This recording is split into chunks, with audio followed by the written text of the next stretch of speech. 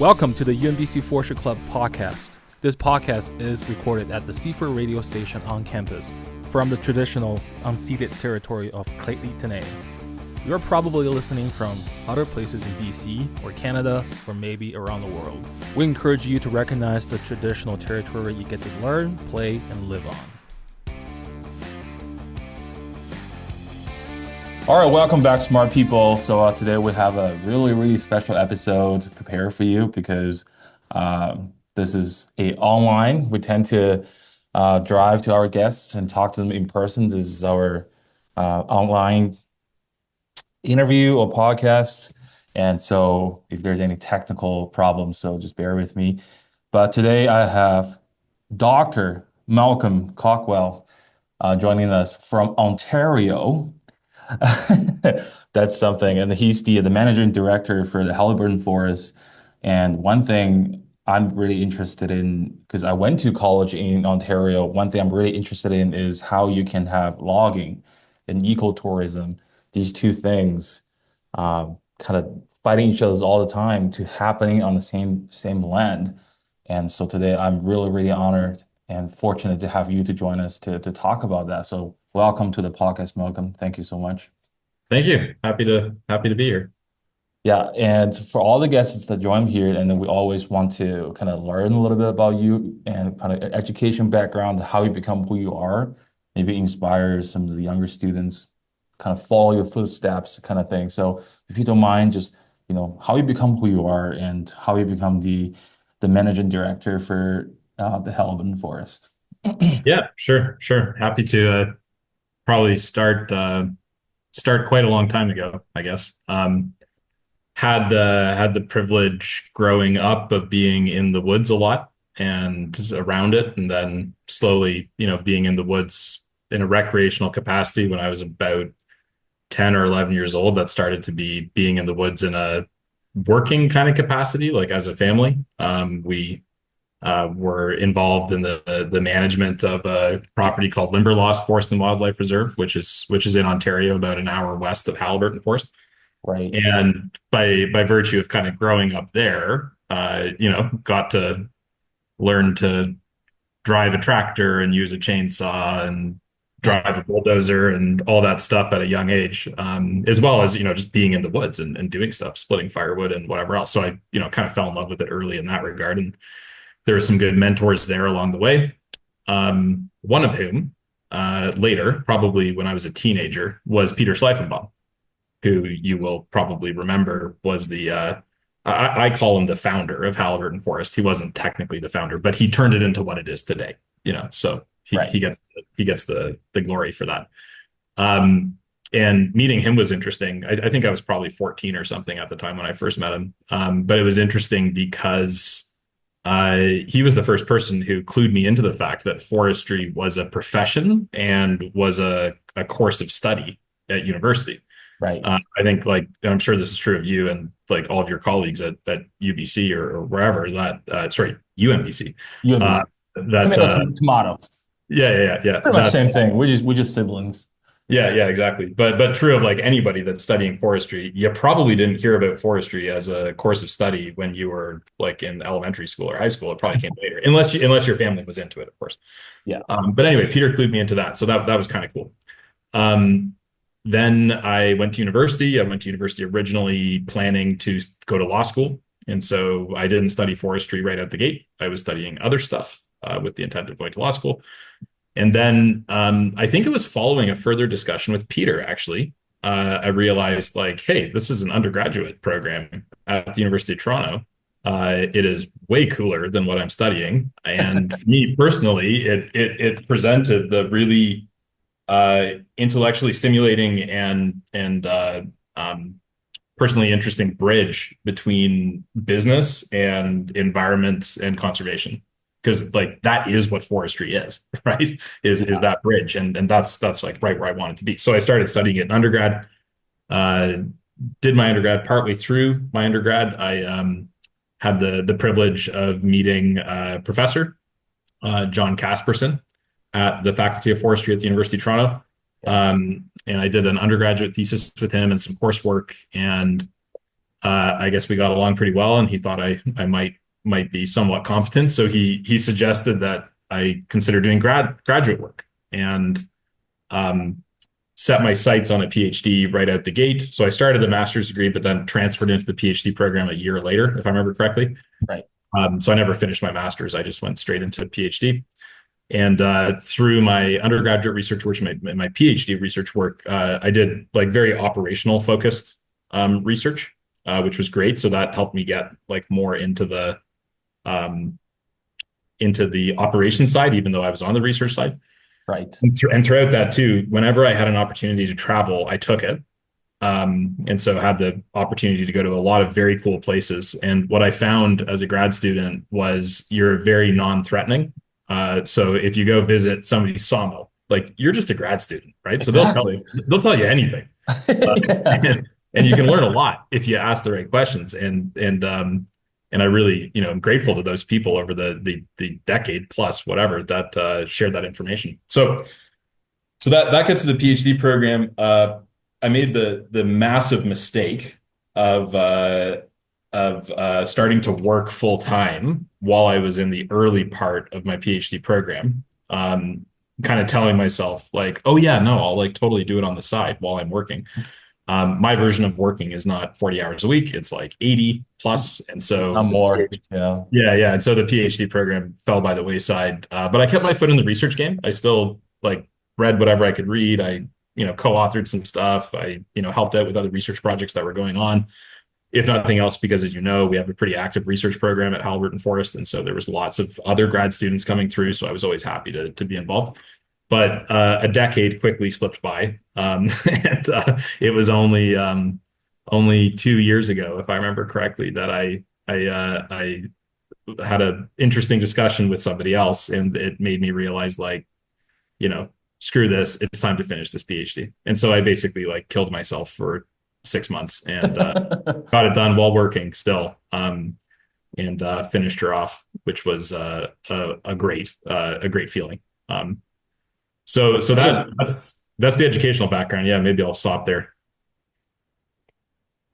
No, no, that's great. I'm graduating this May, and then this is some of the conversation I'm having with the professor up here, and then obviously they were like, okay, they kind of trying to convince me to do graduate degree. They have some project going on right now, but I'm just not sure. I'm ready to work full time, and and you mentioned this is really interesting. You kind of, as an undergrad student, you go to the sawmills and talk to them. You're not a threat. Yeah. And that's one thing, the benefit of doing this podcast as undergrad students instead of as a planning forester for an organization is I'm here to learn. Like I'm here, there's Yeah. no other intentions is I'm here to learn. So again, thank you for coming. So tell me a little bit about this Haliburton Forest, and then I went there a couple times. There was a Chinese delegation there, and then I was there with Scott Davis. Big shout out to Scott and Fleming, all the Frosties out there. And I was there multiple times and had an opportunity to meet with you multiple times. And I really think it's a fascinating place, not just because it's beautiful, but also, again, you have logging and ecotourism happening on the same place. So for those people that have no idea what it is, what it is, and so what is Haliburton Forest, and a little bit intro if you don't mind. Yeah, for sure. Haliburton Forest is a lot of things, and it's different things to different people. But the way that we describe it internally, my elevator pitch, I guess, is we're a sustainable private land stewardship company. Okay, so the four kind of principles: sustainable private land stewardship company, Right. and we've been around for a long time in the context of forestry in North America, that is, anyway. So the company was formed in its current kind of composition in 1962, owned by Germans at the time, and then went through a couple of managers, and then eventually one of the principals, being Dr. Peter Schleifenbaum, he came over in the late 1980s, and very progressive, very entrepreneurial spirit was brought to the company, and it turned into what it is today. So what it is today, is by way of being a multi-use property. As you pointed out, we have active resource management operations, so primarily logging. That's our main business. Right. Uh, on the property itself, we have an active forest experiences division. So that's also called tourism, which includes so many different things. I'm not even going to list them right now, but you can imagine, and we can get into detail if you like. And then we have some value-added manufacturing operations as well. So there's sawmills, as you know, and we've grown a lot, Enda, since the last time you and I talked. So back when you were there, I think we only had one sawmill. Yeah. Uh, we now have five, and What? we're the largest hardwood lumber producer in Canada, and we are the largest regional operator in Central Ontario. That's And so insane. I didn't know that. That's so cool. yeah, it's been a rapid growth story. So we're at 350 employees. When you were there, we were at 40 employees. Yeah.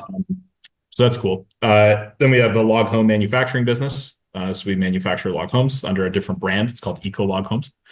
And we have a biochar production facility where we make super high quality charcoal that's used in advanced manufacturing. So that's the company as it sits today. You know, the core of it, however, remains the timberlands, you know, the forest that we have in Central Ontario. And then since then we've also grown and we've got forests in Northern Ontario too. But what's in Central Ontario is the core of it. How big is it? So in Central Ontario, it's 100,000 acres, or 40,000 hectares. And then up in Northern Ontario and near Timmins, just north of the town of Timmins, we own another 145,000 acres or Cool. so. Yeah, last time I was there, I saw this wolf observation site, and then you somehow pull a roadkill deer because all the Yeah. students we went there as a class for a summer camp. Excuse me, and then you somehow drag a. I still have the video. I show people all the time, and you drag this roadkill, the deer, and a bunch of wolf come in and feed on them, and then that's my first time seeing wolf, to be honest.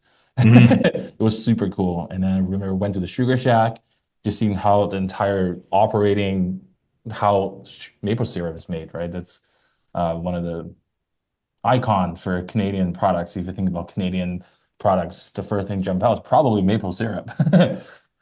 So I get Yeah. to witness firsthand of how it's tapped, how the thing flow from all those tubes and into this. I don't even know. I forgot what the thing called, but like into a machine kind of still boiling, and then how to make sugar maple out of it.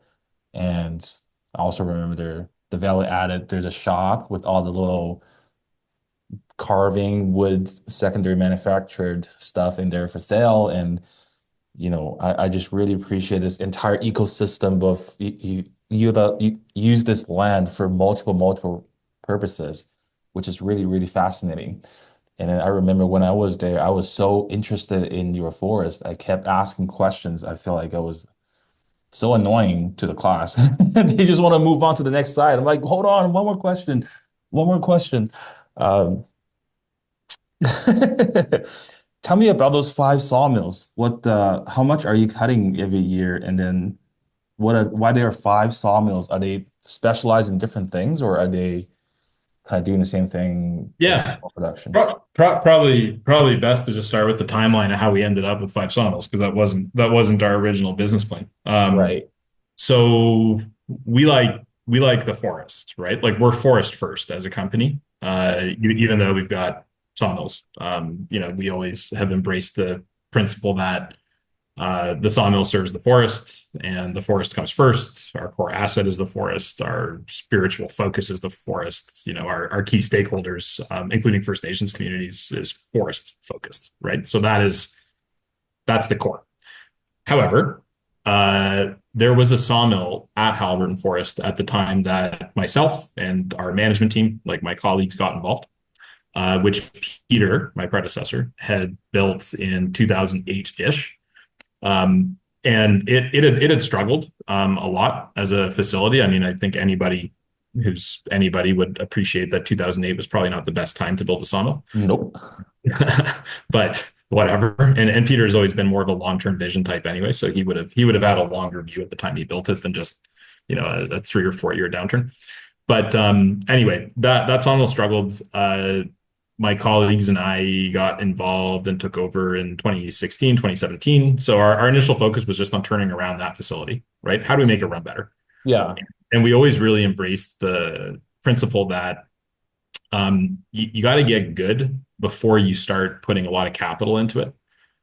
So before you start investing and just throwing money at something to fix your problems, you've got to run as good as you can, right? As well as you can. Right. And that was our focus there. And we had some success, and it was really rewarding, especially with a few really key colleagues who are still part of the company today. Just to see what really good people who love lumber can do to a sawmill, and similarly, what really good people who love forestry can do to a forest. It's amazing. So we were a bit successful with that. Then we had the opportunity to buy another sawmill that had run into some kind of tough times, about 2 hours away from us, Right. On Highway 11, and we acquired that in 2019. And then a year later, we had the opportunity to acquire the Huntsville sawmill that was operated by Ryam, formerly called Tembec, and that was in April of 2020. So kind of a scary time, but It is. we know an opportunity when we see one. So Yeah. we took the leap and we acquired that, and that was a huge acquisition for us because that acquisition doubled our size overnight. So Production wise, right? yeah, Yeah. production wise, staff wise, revenue wise, like it was a huge step for us to take that. In hindsight, it's really not that big of a mill. But it was a big jump for us as like a young team that had recently taken over this company to do, but we did it, and it's worked out fairly well. Then I guess by that time we had developed a taste for growth and consolidation, and so we signaled that to people, and a wonderful gentleman who owned a sawmill in the Ottawa Valley for many years named Darwin Newman. He was looking for a succession pathway. He was ready to retire, and he wanted to find a group that would take care of his employees, run the mill, and do him proud, kind of thing. Right. He ran that mill for 55 years. It's He just, like he changed the mill over time. He invested in it and stuff, but yeah, he, yeah. he was the manager of that mill for 55 years, and we were really proud to take over that operation from him. It was a great deal, and for him and for us. And then last year, we partnered up with the Murray family with respect to Murray Brothers Lumber Company, and that deal closed in June of last year, and that's the most recent one. So that brings us to 5 sawmills, and it's actually, if we're really counting, it's actually 6 sawmills because there's 2 mills on the Murray Brothers site, but we'll round those down to 1. And so then before you know it, you got 5 sawmills. So that's how that happened. Yeah, we're fortunate enough to visit the Murray Brothers sawmills when we were Oh, there. cool. Yeah. Yeah, those 2 Yeah. mills, and then so how much are you cutting every year? What's your how in British Columbia they have this notion of annual allowable cut. It's this Mhm. legal cap of maximum you can cut per year. It's more complicated than that. There's also the idea of like cut control, so like a 5-year period. So each year can Yeah. go up and down, up below. But do you have an annual allowable cut, like a cap for your production wise for Yeah, timber? but the answer, and this will come up several times in this conversation, because we've grown so much outside of the original freehold timberlands of Haliburton Forest, there's no longer a simple answer to anything. Right. Um, and so, our overall AAC, let's say, it's not just our freehold property, it's our freehold property plus crown licenses spread across like 2 million acres. Um, Wow. because these sawmills are not all supplied by our freehold timberlands. Obviously, that would not work. One Yeah. sawmill is almost entirely supplied by freehold timberlands, and then the balance of them are a mix of crown and private and other stuff. Got it. Uh, so the total volume of wood that we're harvesting each year, depending on how you count it, like if you're counting, all the contractors and all that, we're probably somewhere around like 500,000 cubic meters. Half a Um, million? yeah, 500,000 cubic meters or so. It's probably a bit more, it might be a bit less. Out of the freehold property, our AAC is somewhere between like 80 and 100,000 cubic meters a year. I'm providing a big range there because none of us agree on what it should be. Uh, Right. I'm a bit more aggressive. Some of my colleagues are more conservative. We're, as you well know, and this will probably come up later in our conversation, we're always a little bit reluctant to rely upon Crown guidelines for calculating such things. We like to do it ourselves. And then we harvest at the conservative end of that. Obviously, we don't push it. But yeah, so it's a range of wood supply sources these days because of the scale of the overall business. Very interesting. And now I want to kind of move the conversation to kind of contrast between your forest and BC forest, like at least in the interior BC. BC is very diverse. It's hard to have a Yeah. blanket statement to see BC forest, and but let's just say around Queen Storage, we have Doug's fir, subalpine fir, white spruce, Engelmann spruce, or the mixed spruce, and then some deciduous trees, which we absolutely do not manage for. We see the deciduous tree, we just cut them out of the block or we spray them. And so what kind of forest is in Haliburton Forest and what kind of trees is it growing there? Yeah. So it's broadly what we would call the northern hardwoods. Right. That's more of an American term for it. In the theme of the culture today, I'll use the Canadian one. We're Great Lakes, St. Lawrence, Nice. forest region. So we're transitional between the Carolinian zone in southern Ontario and into the U.S., where you've got yeah, just a very different kind of soils and very different forest type, very deciduous focused, and versus the boreal forest in northern Ontario, which is more softwood and different soils again. Right. Where we are, we're in this transition zone, so we're a mixed bag, but we're pretty heavy to hardwood, and we're specifically heavy to sugar maple. But Nice. we're at the northern edge of the range of a lot of hardwood species, and especially sugar maple. And so the quality and the vigor of the trees that we manage, and especially the hardwoods, tends to be like the full dog's breakfast, right? Nice. So we have like incredibly good sites with awesome vigor and excellent quality, and like as nice as any hardwoods anywhere in North America. And then we've got complete junk that like impossible to manage, and they're rotten by the time they're like merchantable, the Right. merchantable side. So we have the full range. Over the years, through decades of good management, we've eked more of these low quality stands towards higher quality and higher vigor with a lot of work. But that's an overall profile, I guess, just for your listeners to make it a bit more tangible. Yeah.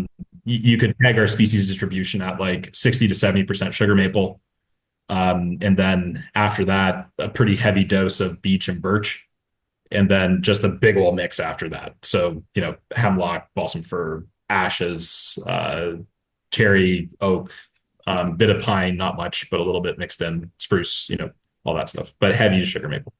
Yeah, there are a lot more tree species in central and southern Ontario compared to interior BC. Up here, we probably have four or five, maybe six different coniferous species and three, four, five deciduous. Yeah, we're probably 16 commercial species. Yeah, basswood, ironwood. I remember Yeah. was there. It was quite quite something.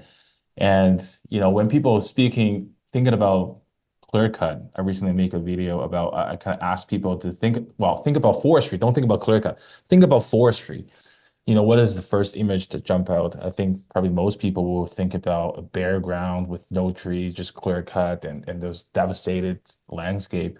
And so that's one of the challenge in BC because the clear cut with reserve, it's not completely clear cut. It's clear cut with reserve is the most common silvicultural prescription in across the province. And what is the Haliburton like? What kind of silvicultural system are you using? And yeah, Yeah. Single tree selection is the dominant system that we use. I think we're slowly, whether we mean to or not, we're slowly deviating away from that term and encompassing it more as like broadly partial harvest is what we do. right.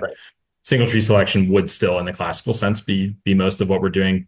I point out that changing language because what we're increasingly finding is that single tree selection in its most traditional sense is not as applicable on as many sites as previously believed.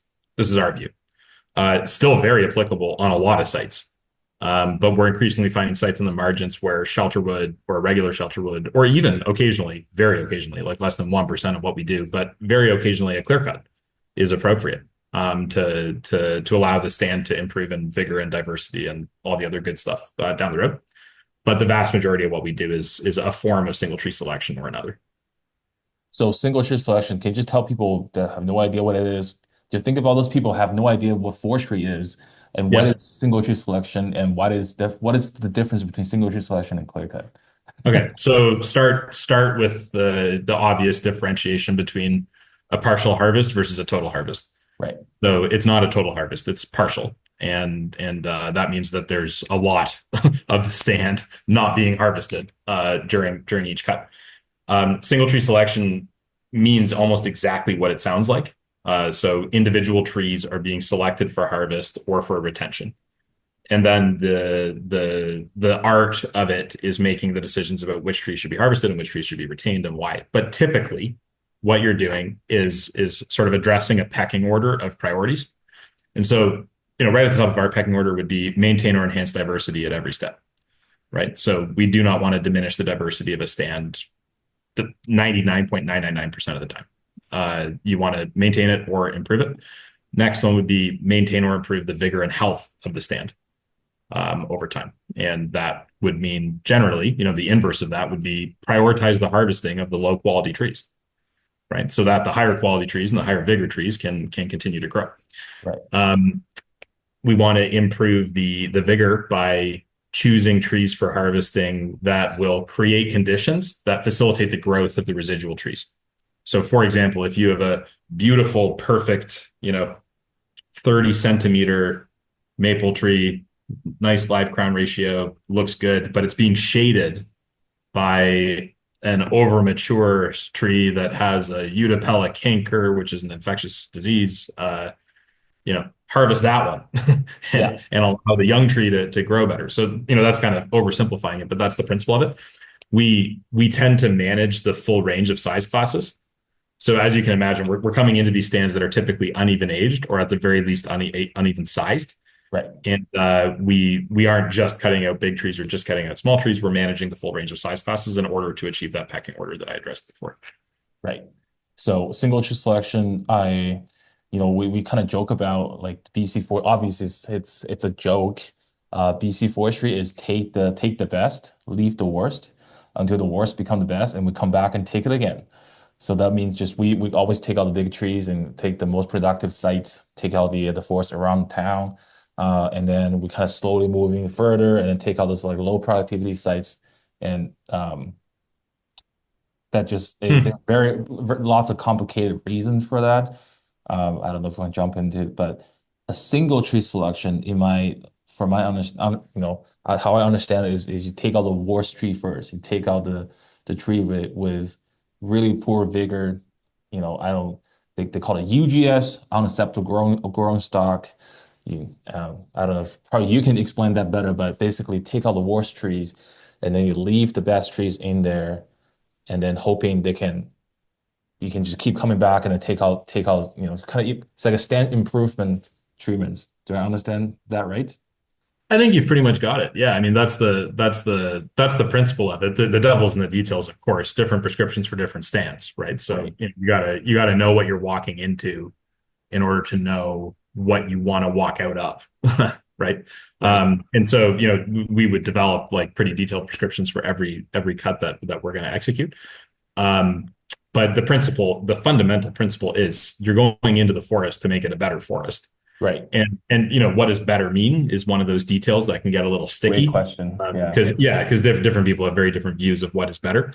Yeah. I'm oversimplifying to some extent, but from our perspective, Haliburton Forest is largely a working forest, right? We do have conservation areas within it. We have set asides, we have protection zones, all that good stuff. But the areas that are manageable, those are working forests, and we expect to have those. If my colleagues and I do a good job, they will continue to be working forests for 500 years or more.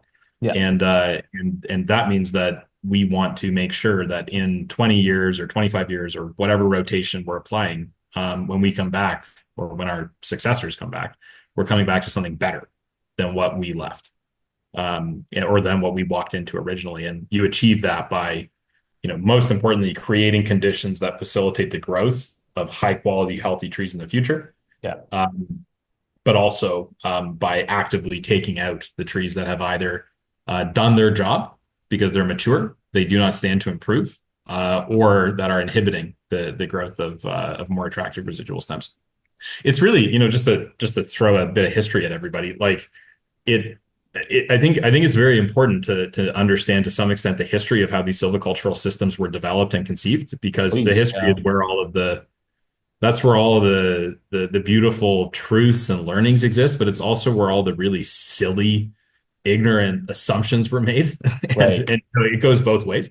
Um, in my comment here, though, is a pretty simple one. It's not about truths or ignorance. It's just that, if you go back to the earliest days of single tree selection, which would have been in France like 300-ish years ago, it was called jardinage, right? Which means gardening.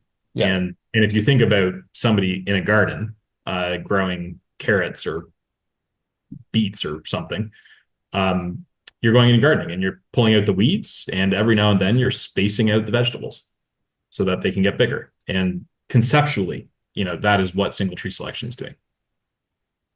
Right. And I'm actually developing a professional report about using single tree selection in some of the areas around Prince George, because one of the challenges is BC, we have this concept of volume-based tenure system, because the entire area is owned by the Crown. 95% is public forests, and most of them is under a volume-based tenure, meaning each license holder can have a AAC for your harvesting, for how much volume you can harvest per year, but there's no spatial boundary. Well, there is spatial boundary, but the spatial boundary is gentleman handshake, that there's no legal binding for that kind of gentleman shake of you stay in your turf and then the other license stay in their turf.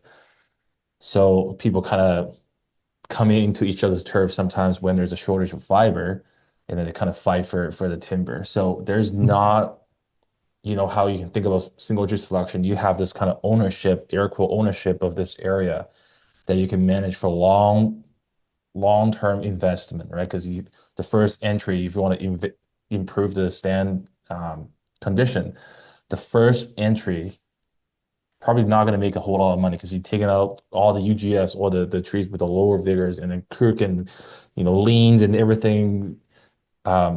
But you are thinking about future. You're going to come back either with 20 years, 25 years, depends on rotation cycle, that your first entry that you didn't make any money, the second entry going to keep making more money and more money and more money, and then the stand's going to be better and better and better. But you don't have that in volume-based tenure system in Well, British. I'd go a step further. And so first of all, I should admit, and I should have said at the beginning, like I don't have any professional experience in BC. Right. So I'm not in a position to comment on the how well or poorly BC system works. But let's roll with what you said. Yeah. The do you know what the biggest advantage that we have as a company with respect to the improvement and management of our timberlands over time? Yeah. It's not the structure of the forest. It's not the species composition. It's not the silvicultural systems we use. It's the fact that we're privately owned. Right. We own it. And so we know that we can come back short of some, incredibly unthinkable government scheme to take away people's land. It is our land. So, my predecessor, when he, got off the boat or whatever in the 80s and he rolled into Haliburton Forest, he knew that the efforts that he made would be enjoyed by somebody or some group that either was his family or in any case that he chose. And that is the secret weapon that we have. And I know it's in today's world, it's a bit controversial to say you own it, because there's different perspectives of ownership and different perspectives of rights. We can get into that if we want to, but whatever, in principle, the underlying fact is that this is our resource and it's our land, and we choose how it gets managed, and we reap the benefits or deal with the problems that we create.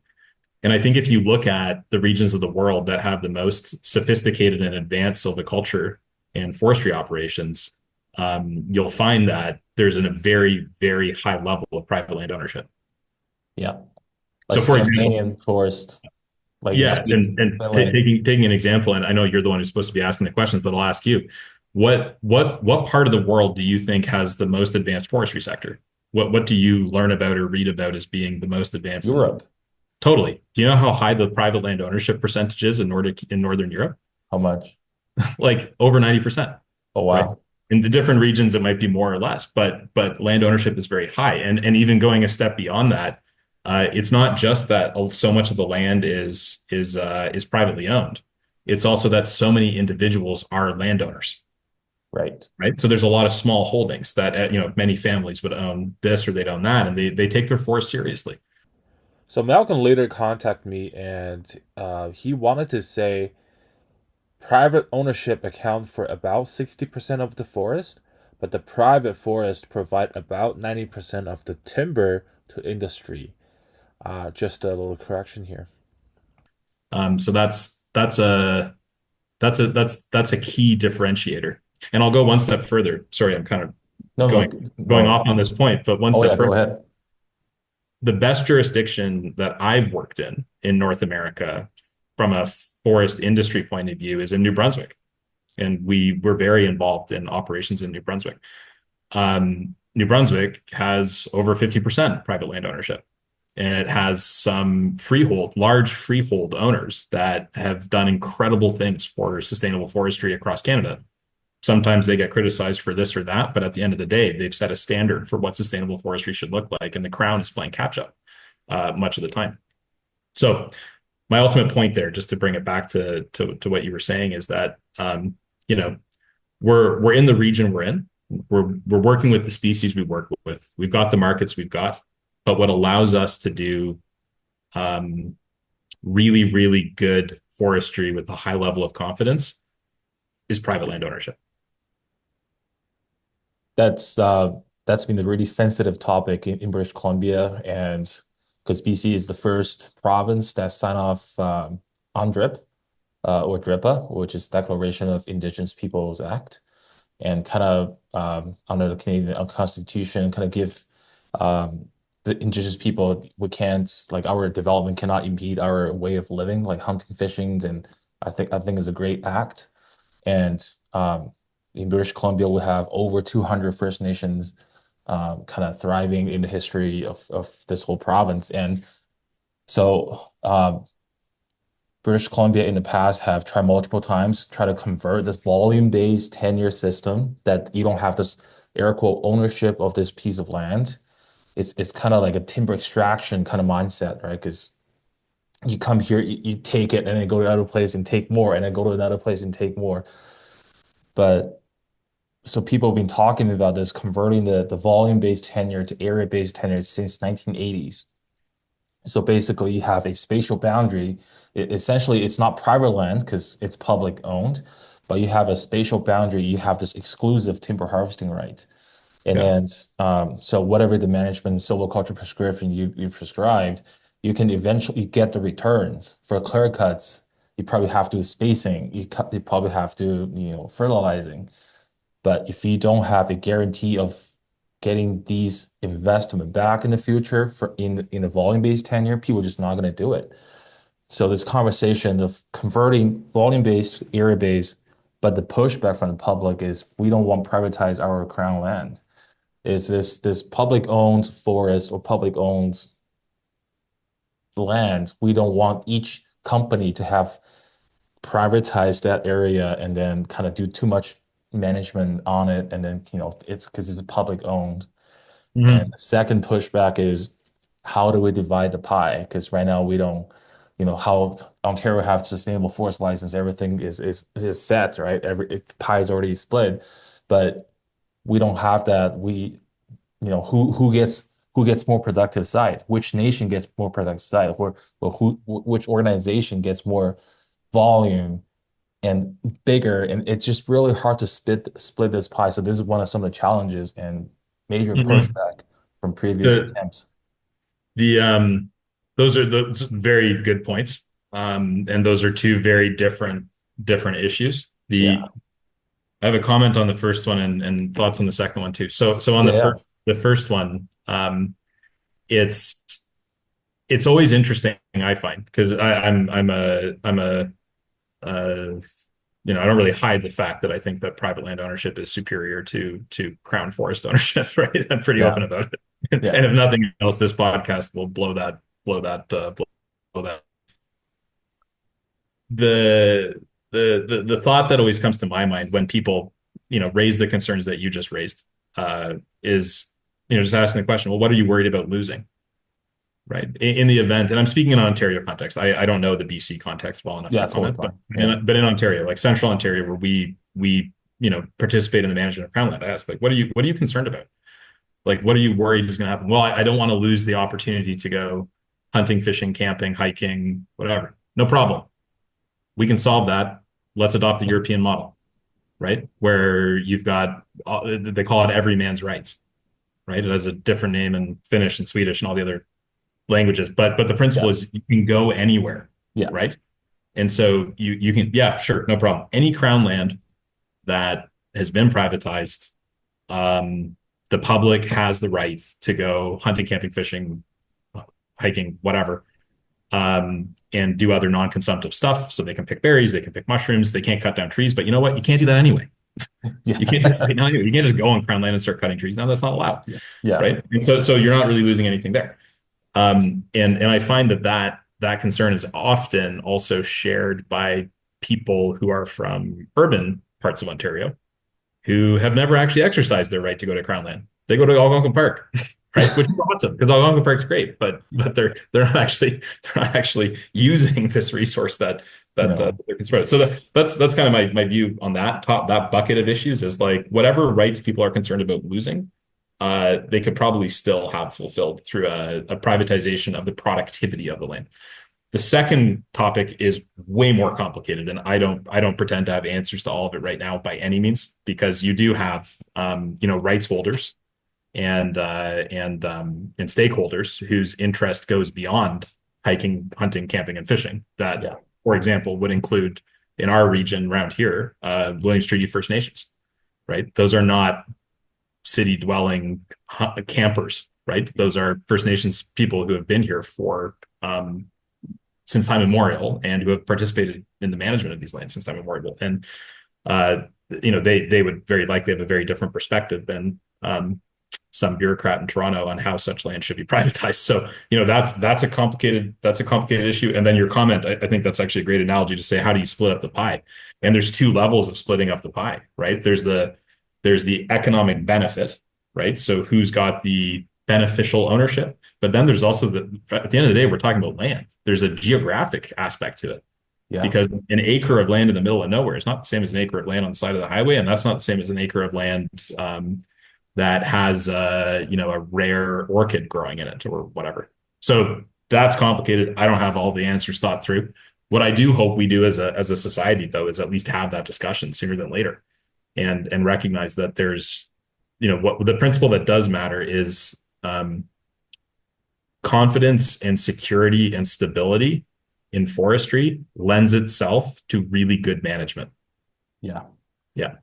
100%. And that's another reason why we're doing this. We're trying to get this conversation going. And then I know we have multiple attempts in British Columbia, and we just want to try, not trying to try one more time, but keep making more people aware of this volume-based versus area-based, because you go to all different cutting-edge silviculture, people using cutting-edge silviculture system in BC, they all talk about this, the benefit of area-based or private.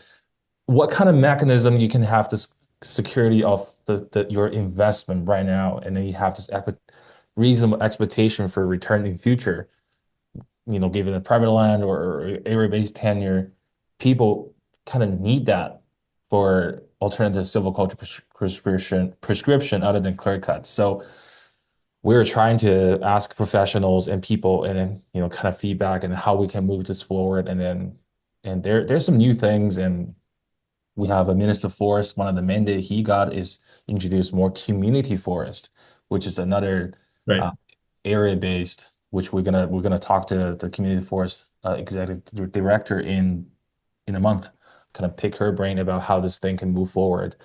The whole idea is have the security of this land, and then whatever investment putting right now, you're gonna get the return in the future. The kind of security, this certainty, so people can come in, invest the money, and start business, and also do a good job in forestry, maintain that diversity, but also taking out benefit from the forestry industry. That's just in my brain, kind of important to go that way. I don't know. I'm also nobody. This is just me. So let's go back to single tree selection. And one of the reasons that we don't use single tree selection is because of the money side of things. Um, and so I keep saying that we cannot not talk about forestry without talking about money. So can we go back to single tree selection? Because single tree selection needs tree marking. So tree marking compared to clear cut, we do layout, and you know, you go out, you hang ribbons and spray paint your cut block boundary, your row positions, your row locations. You have to do an eco pit, kind of figure out BCU spec, biogeo-climatic classification, which is pretty similar to the ELC. And you do the pit there, and then you kind of, they're very complicated. I need to do a separate episode on that. But what is production for tree marking average, right? I know it varies quite a bit, Yeah. but let's say for a 10 hectare land, what's the production for tree marking? Yeah. So one thing to clarify before we get to that is you don't have to do tree marking to do single tree selection.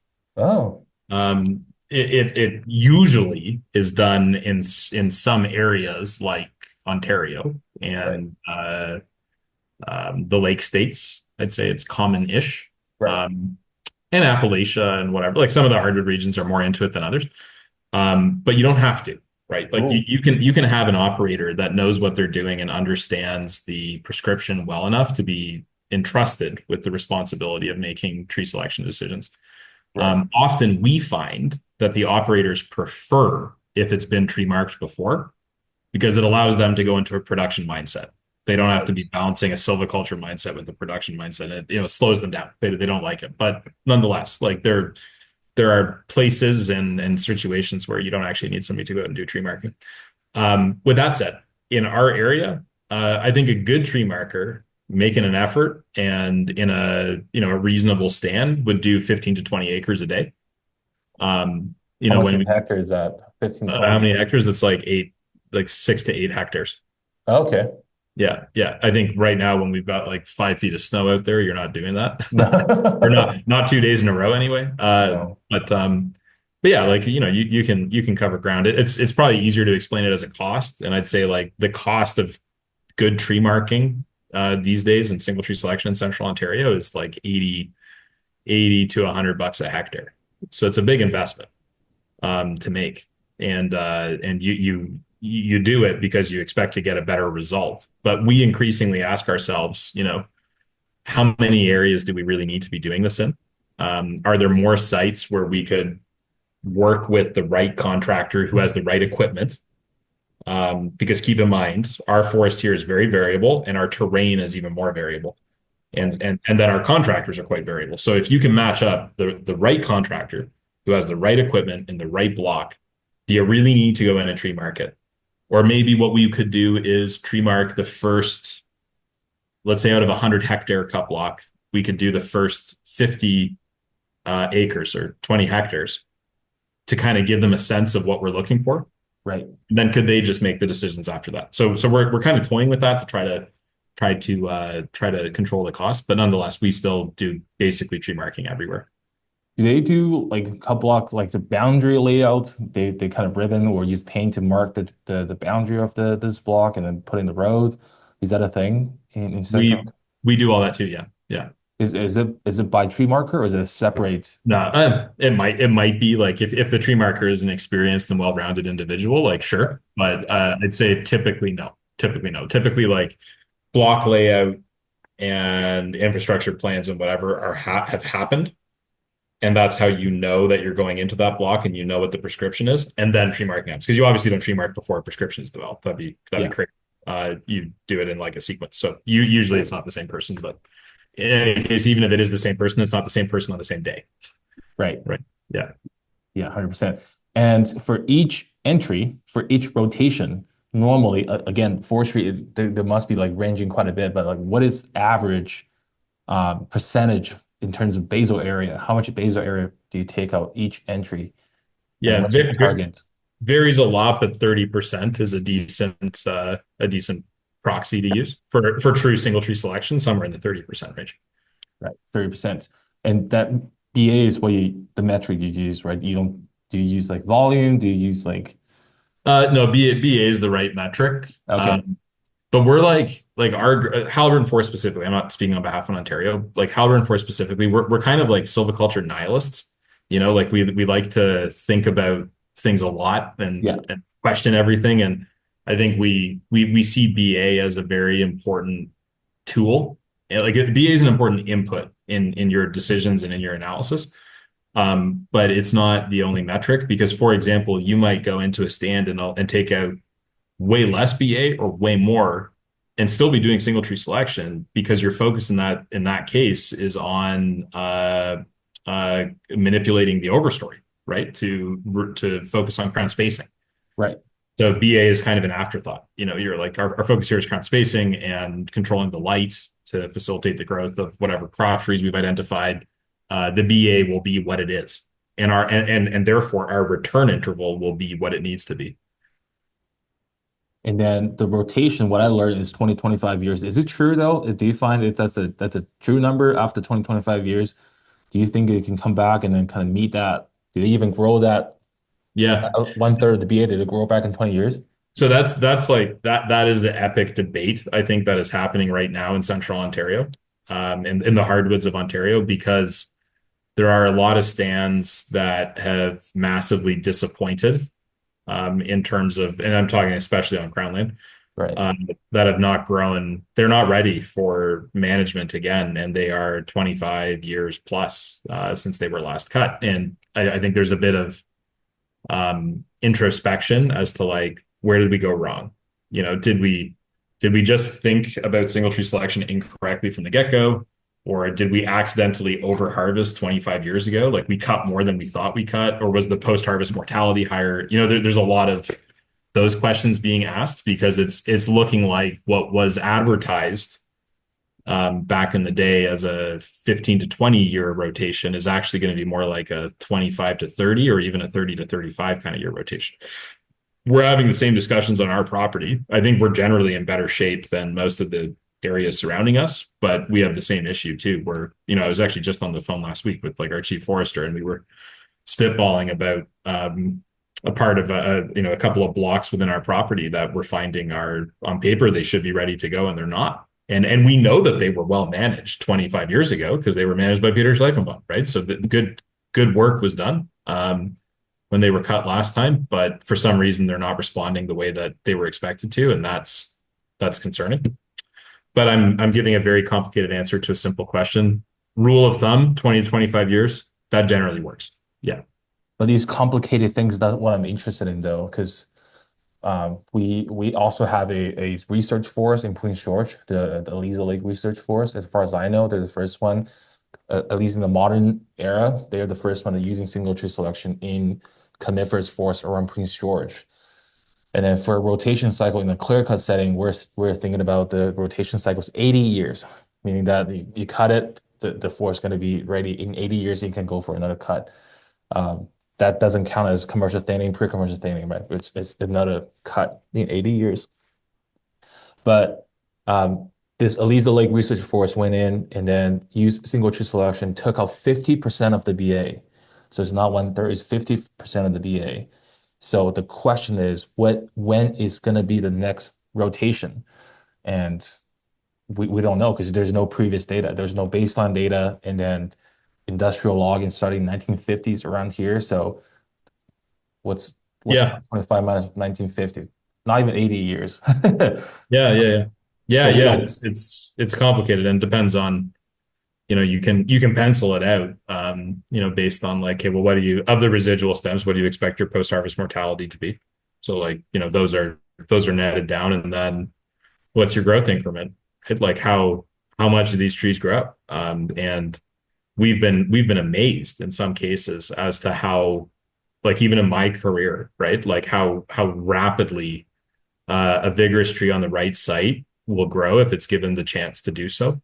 Right. But then we've also been majorly disappointed. I mean, it's like single tree selection at hardwood silviculture in general is extremely complex because there's so many factors that play into it. I mean, you could have the perfect tree with the perfect form on the perfect site that was released in the perfect way, and the loggers did an excellent job. And then you had 2 really dry summers after, and the tree scoops. right? Yeah. And that could just undo it. Or you could have two good summers, like two kind of damp, normal-ish summers, and that tree is going to grow at 3 or 4 times the rate that it would have if you had left it with that other tree shading it, you know? So there's a lot of factors that go into it. But that's why we have a motto within our forestry crew that Thomas, who you would have met, he's our chief forester and has been with us a long time. That Thomas and I came up with years ago when we were working together as graduate students, actually at Haliburton, and it was our motto is we haven't figured it out yet, right? And that's why I made the joke that we're silviculture nihilists, because we're like, no, we have guidelines, we have research, we've got the science, but it's not done. It's nowhere near done. We have not figured it out, and we get quite irate when foresters from other companies or from the various levels of government kind of purport that this is the system and we know it works. It's like, no, you don't. you know that it may have worked in some cases during a certain period of time, but this is a very dynamic thing, growing trees in the modern world, and we haven't figured it out yet. That's my most my memory about you, Malcolm, is I remember a bunch of students sitting in the classroom and you gave us the first presentation about Haliburton Forest. And I forgot probably 99.75% of your speech, but I remember that you mentioned that you guys haven't got everything figured out yet, but you're on the process of figuring out. And then so that just always drills in my brain that, I think if anybody in the natural resource realm or forestry realm that tells you they got things figured out, like 100% is goes like this and 100% goes like that. And I think they're kind of ignorant in a sense. It's very Totally. dynamic, very fluid, changes all Totally. the time. Totally. And it's not always strictly on the science side. Like what here's a confession as to something that we very much have not had figured out. And we just figured out that we don't have it figured out. And it's our relationship with some of the most important stakeholders in the area. And that's the First Nations communities, right? Like it's only in the last couple of years that I think we finally got our heads around. These are important people with a deep and long-lasting connection to this land. And we might have something to learn from them. And on the one hand, I'm kind of embarrassed to admit that our company's been around since 1962. I've been there since, depending on how you count it, like 2009. Yeah. And it's only in like 2020 that we suddenly realized, like, hang on a second, we don't know everything. We don't even know who these people are. We're not doing a very good job at all if we haven't talked to them. We need to get educated and like engage with these people. And that's been an interesting journey. But my point being that like we haven't figured that out, and we didn't even figure out that we didn't have it figured out until pretty recently. And that's a bad thing, but it's a good thing we finally got there. There was something else you said there that prompted a thought with respect to us not having it figured out. But oh yeah, I remember now. Yeah, with respect to, there's a trend I see, and forgive me if we're rambling all over the place here, but like with respect to having it figured out, you know what little group within the bigger forest world I see right now pretending to really have it figured out? What? The conservation folks. And I'm all for conservation. I'm all for various forms of protection, protected areas, parks. It's all good. Those are needed. We have them ourselves. We're under no legal obligation to have them, and yet we have them. And sometimes we do them alone. Sometimes we do them in partnership. We did one with Nature Conservancy Canada a couple of years ago. It's been great. We do that. But what I've noticed is there's a trend in Canada towards conservation efforts having to have permanence attached to them. Right. So in other words, like it's not considered a conservation area if it isn't permanent. Right. It's got to have permanence. Well, that's the craziest thing ever. Because if you're stating that today, based on today's science and today's situation, that this area is the high priority conservation area forever, not for 100 years, forever. That's probably one of the most arrogant things that somebody could say, because that's basically declaring, I've got it figured out. I have it perfectly figured out. But I not only have it figured out in today's context, I've got it figured out for all time. That's nuts. And so we've been pushing more, that conservation is important. No question it's got a place in the overall mosaic of forests in Canada. Absolutely. But I increasingly think that conservation areas should be for a fixed period of time. And call it 30 years, call it 50. It could even be 100 if it had to be, whatever. And it could even have strings attached that, for this area to not be a conservation area in 30 years, 50 years, or 100 years or whatnot, it has to be replaced with another conservation area. But in a world of invasive pests, potential climate change impacts, changing social needs, urban expansion, whatever, areas that we're identifying today as protected areas, like they may not have any reason to be protected in 30 years. And there may be another area next door that's actually far higher priority. But that's a community that I think is purporting to have it figured out. And nobody's calling them out on it. And I think they're doing it at their peril. It's not a good thing for conservation to pretend to have it figured out when you don't. That's another very obviously very sensitive topic. And it's a huge topic, and there's a lot to debate. I believe in Ontario for sure. In BC, we the this famous protest back in 2000, Yeah. 2020 at the Fairy Creek, and then back in the 1990s ish, like 89. Well, it's like people against the clear cut, right? Because forestry, if you think about forestry again, it goes to this clear cut image, and which I think we can probably do a little bit better job in northern BC, in the interior BC, at least kind of adapt some of, I know it's different forests compared between Ontario forestry and BC forestry, but kind of adapt some of the system you guys been using. And Wisconsin, same thing, using single tree selection, northern hardwood kind of system into our some of the conservation area. People freak out when I say that, but because fire in BC is a major concern right now. Yeah. In 2023, I was traveling the fire, working in the bush, and then I think 3 million hectare ish burned in Yeah. 2023. That's just I think it insane was even, number. yeah, I think it was significantly more across Canada. Yeah, I think it was something crazy like 20 million. Yeah, so the argument right now is, let's say for mule deer winter range, that's a conservation area and there's no harvest, that everything is burnt. Well, granted, the severity of the fire is different. There's the high severity and then low severity. So you're gonna have different post-fire stand structure, depends on the fire severity. But the argument is if the entire thing is burned, there's no trees left, right? There's high severity Mhm. fire, then what kind of conservation value you're providing in that land designation? You know what I mean? So right now is how can we still manage those conservation area for the value that they give it, like biodiversity, give it that, some other things, but still do some active management in those area, not using clear cut, but Yeah. using either shelter wood, different variation of selection, custom orchard selection, group selection, and stuff like that, and then kind of still maintained the structure complexity, whatever value that people care about in that piece of land.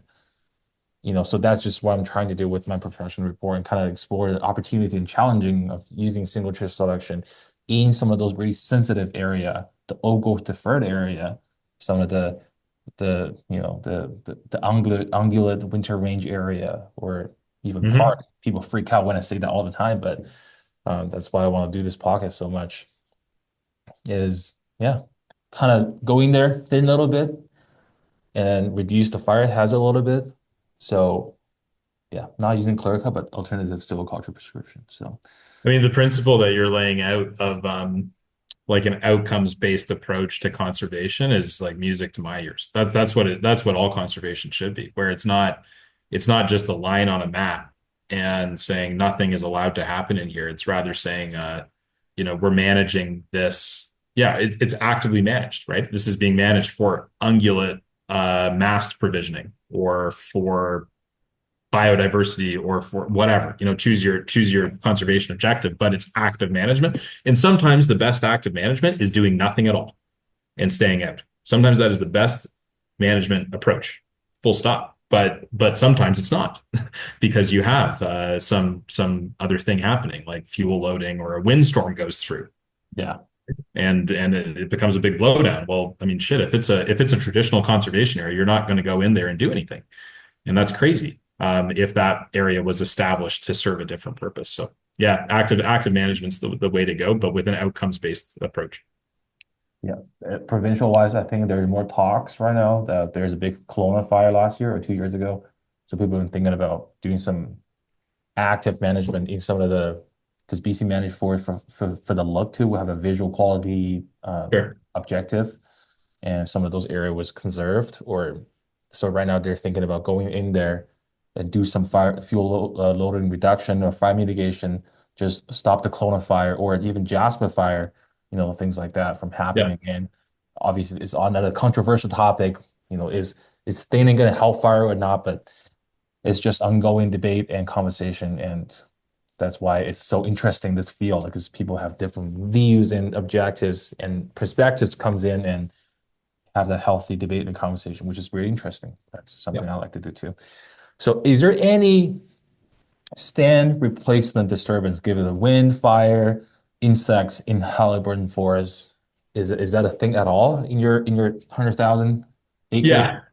It's a thing, land? not to the extent that you'd see in like interior BC or the Boreal. Yeah, But we do get the occasional major disturbance, and it would typically be wind related. It's not fire. right. I think the catastrophic fire interval in like central Ontario is like 800 years or something. It's crazy. Um, no, it's wind, and it's rarely like fully stand replacing. It's usually like microbursts or kind of pockets that get blasted in a relatively small overall geographic area. So we do have disturbance, but it's nothing compared to the rest of other regions of Canada. Right. And really the natural like stand dynamics or succession dynamics in our forests is individual tree mortality and then ingrowth below it. That's how these forests have been for a very, very long time. Right. What's the public, what is, when people come to your park and then they see those harvested area, do you get like protester at all? Do you get like people phone you like, oh, why are you guys doing this? And what's the public view of your logging side of things? It's interesting. I'd say it's like kind of neutral to positive. Like we do not get protesters. We've never had a protester. That would be quite funny if we Yeah, did. And frankly, if we did, I would go out there and I would talk to them and I'd be yeah, like, yeah. "What are you guys doing? Like, what are you worried about? You Right, know, let's go for a walk." I think one of the reasons why we don't have opposition to our resource management activities is because we're so public and open about it. Like we do not leave buffer strips along the roads unless there's an environmental reason to do so. We don't do so. Like we do not leave aesthetic buffers ever. Maybe like once we did or something, but we harvest right to the road.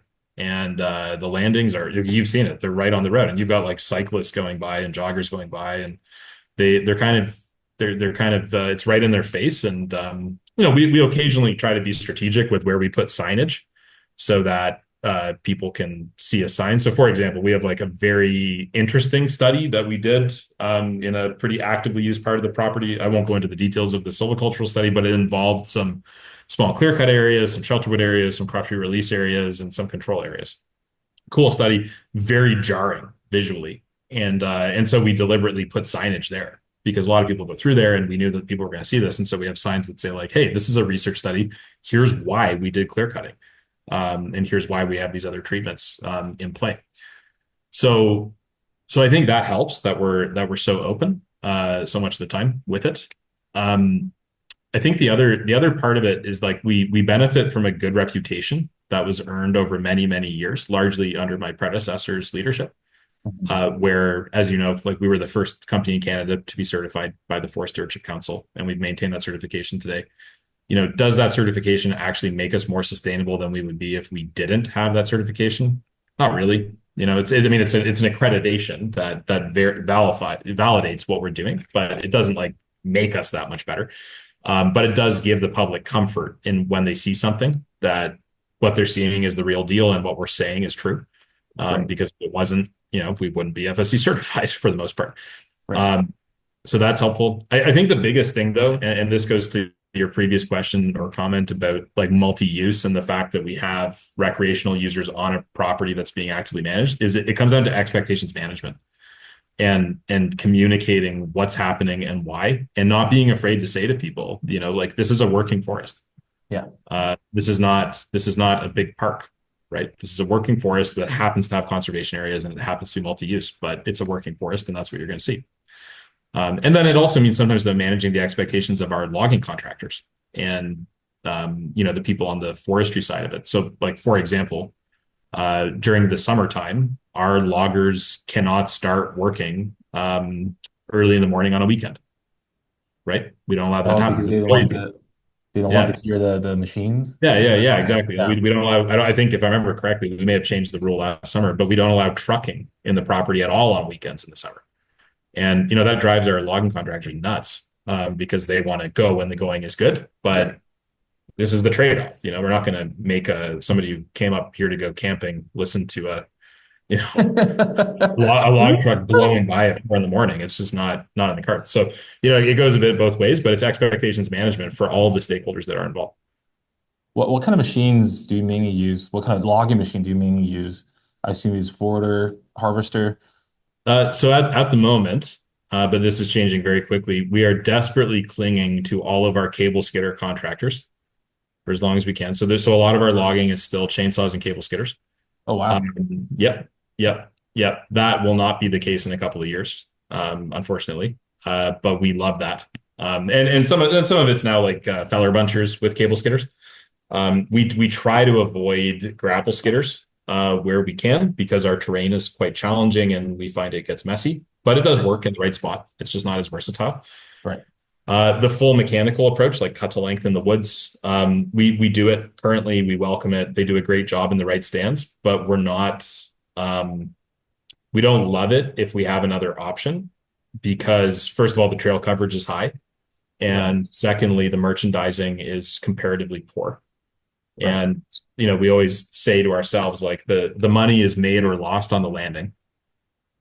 Like how those hardwood tree lengths get cut up is where the money gets made or lost. It's not on the block layout. It's not on the tree marking. It's not all that stuff. It's how that happens. And it's very difficult for an operator in a cab of a processor to make good decisions about how to buck a given tree length into different log lengths.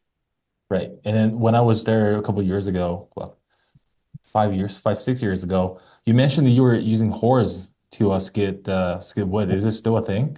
No, not anymore, unfortunately. It was a thing for a long time, and we'd love to have it back. It was an awesome way to clean up, like mop up little roadside blocks that weren't big enough to justify bringing like a full crew into. Right. And then it was also great as an education tool. Right. Because the public at large is amazing, right? Like they'll see a fellow buncher and they'll think it's the most terrifying thing in the world. And they'll see a logger with a chainsaw and they'll think it's the terrifying thing in the world. But if the logger with the chainsaw is leading horses, he's suddenly old McDonald and he's the nicest guy in the world. And like that's the public perception. So it was a great education tool too. But our horse logger was way too competent and way too good at his job. So he got promoted up to chief forester. And now we're looking for a horse logger. So if you know anybody, feel free to send them our way, and we'll get them set up. Yeah, we have talk right here because BC used to use sheep for brush management. Oh, really? Yeah. Okay. Yeah. I saw that on one of your podcasts, actually.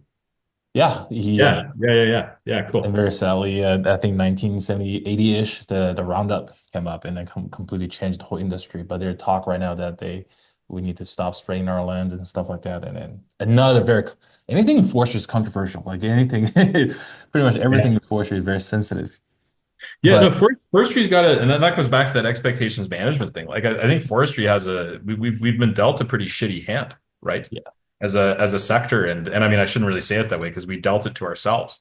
But the current generation of foresters that are working and studying and slowly taking over, the operations. I think we've had a tough hand dealt to us because our predecessors, for all of their strengths, and there are many, were not particularly good communicators, and I think fell into like a trap of like carrying a lot of guilt, right? Because the generation before them were, in some regions and in some cases they were more miners than they were foresters. Like they were taking out a resource and not always facilitating its regeneration, right? And that reputation has stuck with the sector for a long time, and it's tough. And so we end up dealing with regulations on things that are really difficult when other sectors don't have to deal with the same. And I think what got me thinking of that was you mentioned herbicide or something, and Like forestry is subject to way more regulations on herbicide than agriculture is. Yeah. And that's bananas. That doesn't make any sense, but it's how it is. And most people wouldn't even bat an eye at that. They'd be like, oh, well, yeah, it's fine. They use, X amount per hectare of a given, herbicide in the potato field, but God forbid it be done in the forest. It's like, well, what's the difference? Yeah. 100%.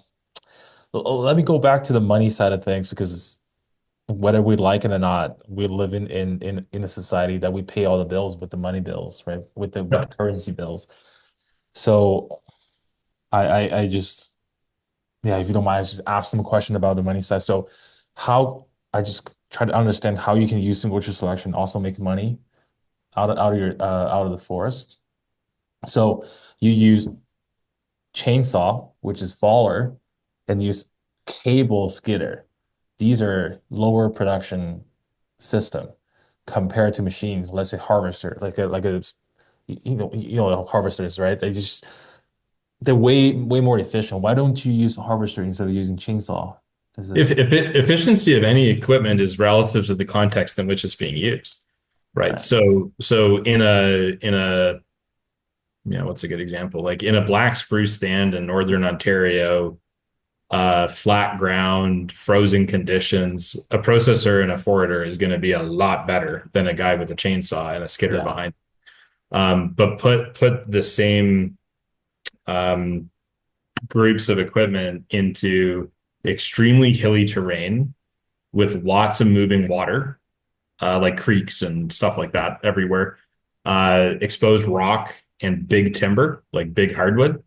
And a processor is going to have a bent bar every third tree. They're going to struggle to delimb. true. Yeah, So okay. the operator is going to have to jump out of the cab to top and delimb and stuff. So it depends on where it's being used. I'm not saying that like chainsaws and cable skidders are like the be all and end all of forestry and the hardwoods, but there's a reason why they've stuck around. However, with that said, we do see the future, and it's unfortunately not going to be that. The future is in our region, Haliburton Forest specifically, is going to be probably feller bunchers with grapples and or cables behind them, and then a faller cable skidder crew to mop up hillsides. Those things that fell a bunch and cable or Yeah, grapple can't skidder do. cannot get. I get it. Exactly. That's probably the future. And then with a healthy dose of processors and forwarders where it makes sense to do so. So like Got it. there's an entire portion of our property in Haliburton that is ideal for processor and forwarder setup. And we do not put chainsaws and cable skidders in there because it's inefficient. But then there's other regions where it just makes more sense to do it the other way. So you got to choose the right tool for the right job. Got it. And also in BC, we have this very recently I learned that's very BC thing, the slash piles that people kind of, because a clicker system, they kind of organize all the slash, the top, the limbs, the branches and needles, and they kind of pile them up and then burn them. And is that a thing in your forest? Not in Haliburton. In Ontario broadly, it's had its time. I don't do enough work in the boreal to know how common it is. I'm not aware of it being very common these days. I think a lot of slash still gets piled up, but it gets left. Um, but down in the hardwoods, I'll speak to that. Like, no, that's not a thing. No. So what happened to those top, you turn it into a sawmill, a saw log, and then the top that you can then turn into bulk board. What do you use? Is it biomass? Is it Yeah. So in the woods, tree is felled. Tree gets topped at the appropriate top. That's way past the sawlog portion because there's a pulp market, there's a firewood market, yeah. whatever. But we don't have a biomass market, so that the fine branching and the really twisty bits don't get merchandised. Those stay in the woods because they're getting topped in woods. Oh, cool. And because it's partial harvest, there isn't an enormous mat of them being produced. They're Right. very well distributed and sprinkled throughout the stand, and so that becomes fine, and then coarse woody debris, which decomposes over time and provides a mix of benefits in that respect. But it generally just stays in the woods. Yeah, that's good to know. And we have like Forrester from Sweden and come and work in the BC, and they were shocked to see those slash piles. And that's another Hmm. criticism that we get is why don't we utilize every single piece of this forest? And the answer comes back to our industry structure. We have this world famous super sawmills. We are super high productive. That gives the ability for each sawmill to go further, very far. They sometimes take 12 hours to haul those logs back to the facility and process them.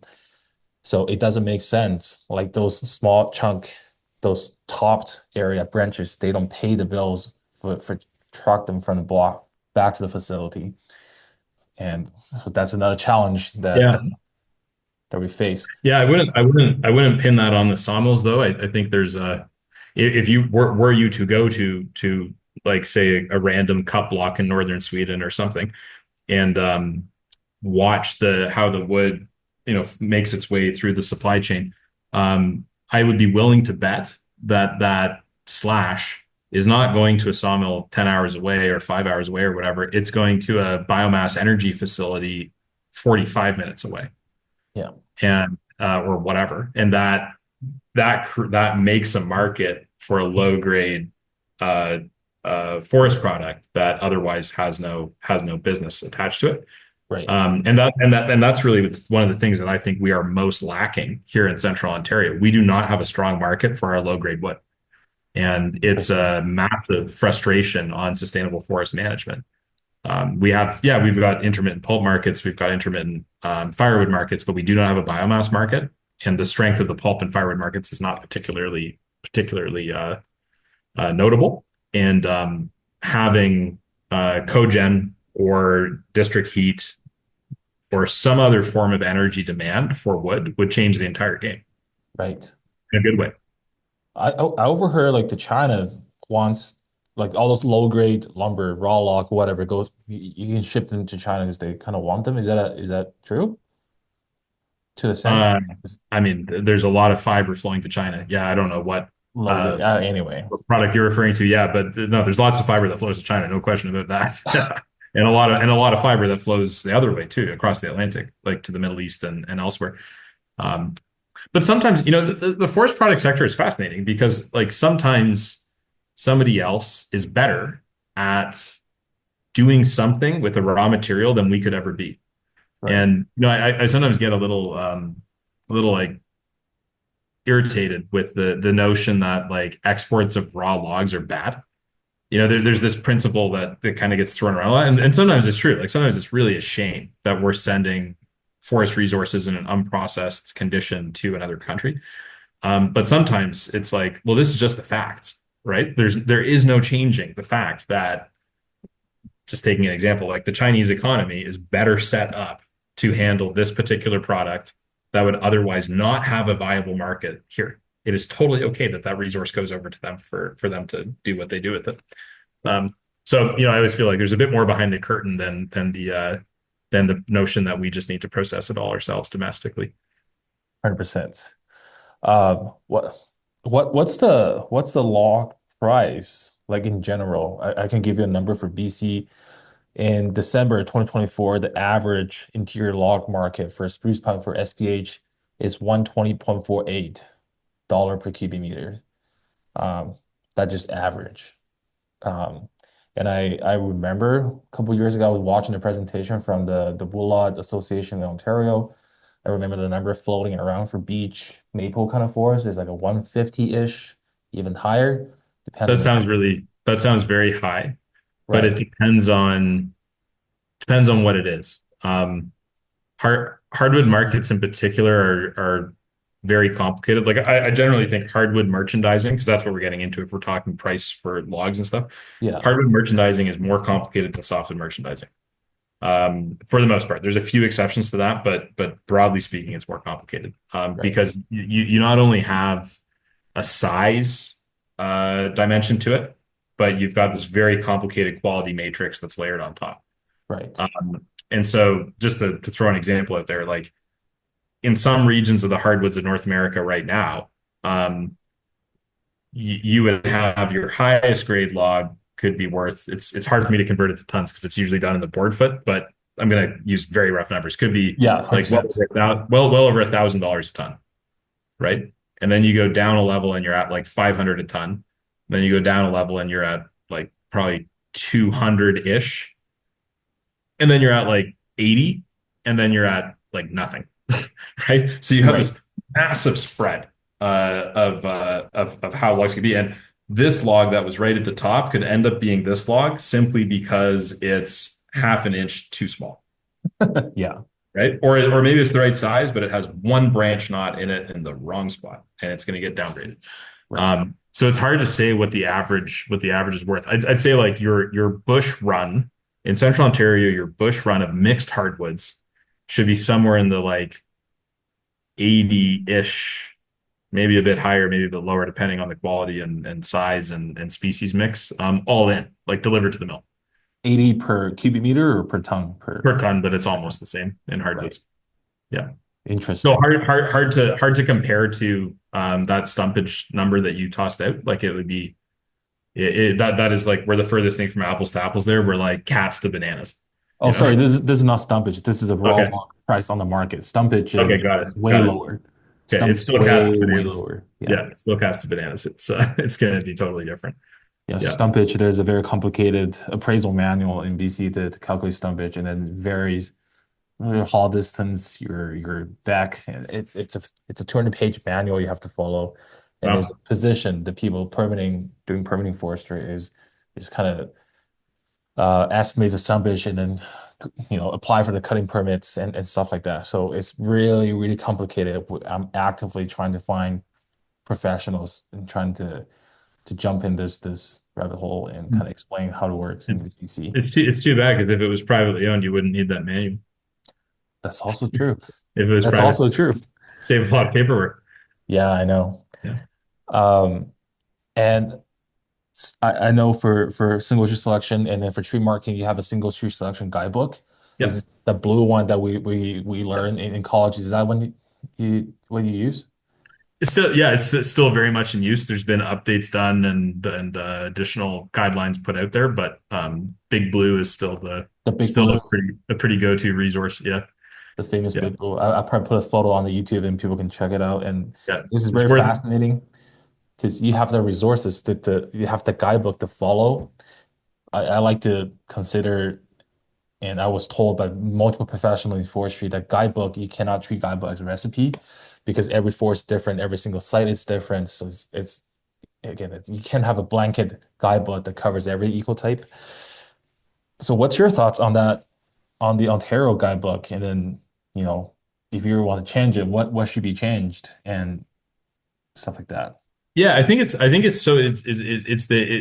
so important to go back into the history, right, of where that guideline came from. Right. That guideline is the product of a very controversial moment in I think it was the early 70s, late 60s, when Algonquin Park needed to define the M&R representatives involved in the management of Algonquin Park. They needed to explain what they were doing and Right. have some rules for the road for logging in Algonquin Park, which for your listeners who aren't familiar, Algonquin Park is a provincial park, but it's basically, to my knowledge, it's the only park in Ontario that has active forestry operations and It logging. is. It's a very important timber basket. Yeah.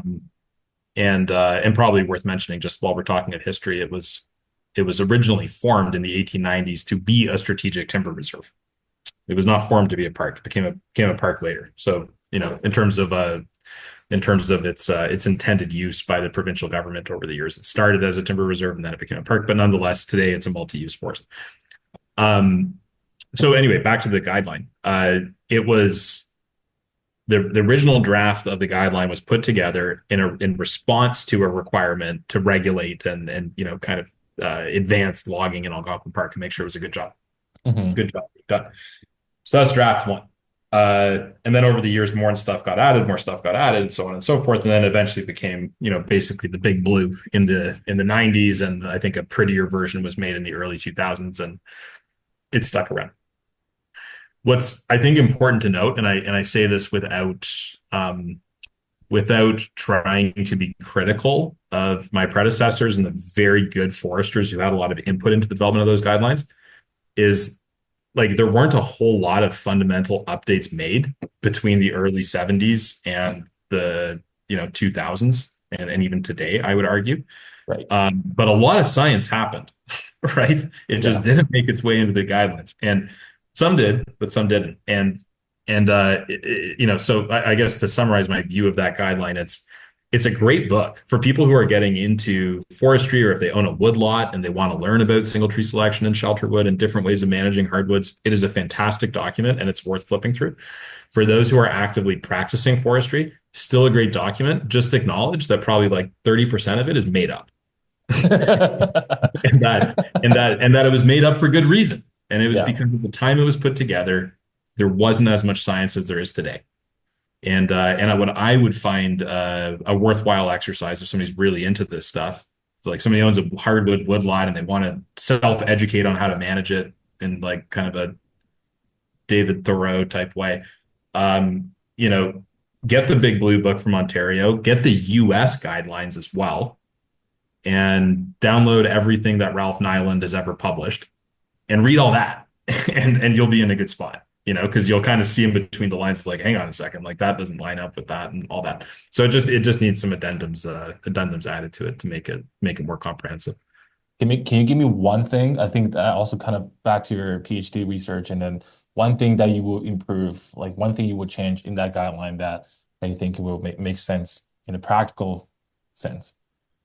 Yeah, probably easier to give two, like one that's sort of theoretical and one that's practical. But the theoretical one would be the dogma of single tree selection, right? Which is sort of contrary to a lot of the questions you were asking. It's not that I'm opposed to single tree selection, but that guideline and the people that helped develop it and that have promoted it for years, I think wrongly, with the best of intentions, but wrongly over promoted single tree selection. To the point that it's being implemented in stands where it's not appropriate for it to be implemented, and as a result, there's problems that come up because you can't do the wrong thing in the right spot and end up with a good result. You end up with a bad result, and so that's one where I think it really should have downplayed that there's like 3 silvicultural systems, and one of them is single tree selection. And single tree selection should be used in uneven aged hardwood stands. Period. Like wrong way to do it. Should have realized there's this huge spectrum, and it's really more of a web than a spectrum of silvicultural tools that are available to a forester and a tree marker. That said, again, my big acknowledgement here. I recognize they probably couldn't have done that in the 70s. That wouldn't have been appropriate. It would have been too complicated. Like nobody would have accepted it. So they had good reasons for what they did, but a philosophical change should be acknowledging that forests are complex, silviculture is complex. There's a lot of different objectives in different places. And you therefore have a lot more systems than just like 3 boxes to work with. So that's a philosophical change. Technical change would be just within it that the recommended residual basal area targets for Central Ontario are like they're I mean, my opinion, they're completely made up. They do not have a scientific basis. They were kind of in the ballpark, right? If you look at the research that's available now, and look at where they landed, considering that they were using best guesses and estimates, like they ended up they were pretty good at what they did. Like they were in the right kind of ballpark, but nobody should be interpreting those as a God-given fact, right? Because they're really just an estimate. And the same thing would be true of the AGS UGS system and the defects that are considered predictors of mortality or decline in quality. Those are literally made up, like totally made up. And they're kind of logical. They're pretty logical, right? It's like, yeah, well, a tree with a fungus is gonna not grow as well as a tree without, right? But it's really just somebody sitting in a room and kind of moving around some memory cards and making a classification system. It's only very recently that the data has been available and the research, the science has been done to start to untangle this very complex question of what makes trees grow well and what causes them to grow poorly. And our group recently published a paper to that effect, actually, looking at how individual defects affect the growth of trees over time. But again, my predecessors who wrote these guidelines, they didn't have the luxury of that data, right?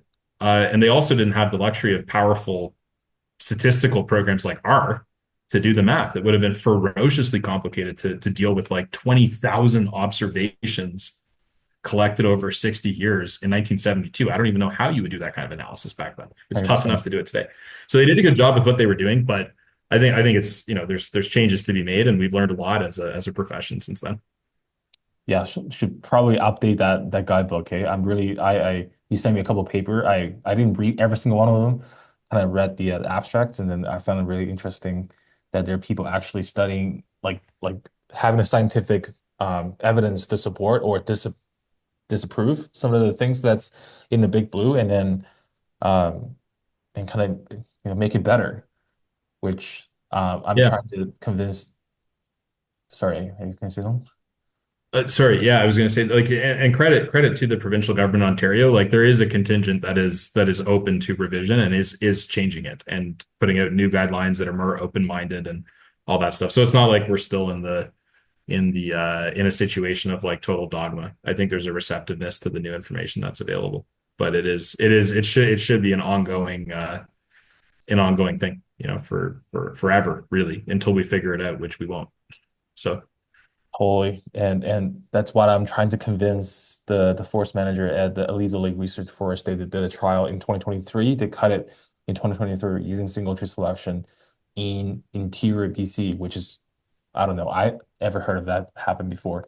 It's completely coniferous forest. It's Douglas fir, South fir, and white spruce, basically, kind of forest. It's not hardwood at all. It's not even mixed wood. It's pure coniferous forest, but they use that kind of single tree selection system to harvest.